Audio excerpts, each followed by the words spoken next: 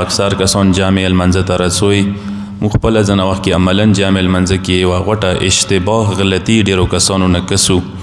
کله جامع المنځه کې مثال در کوم رکوع کې شاملیږي، رکوع نه ورسته نشي شاملیدای.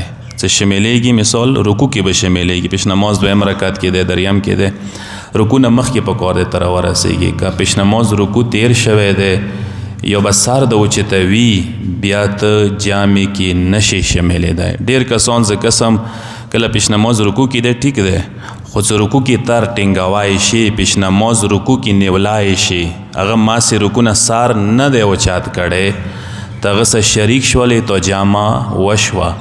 او که پیش نماز هلته سار اوچتوي ته دلته سار ټیټوي، دلته ته نیت کوي، تو بیا دا جامع نه کیږي.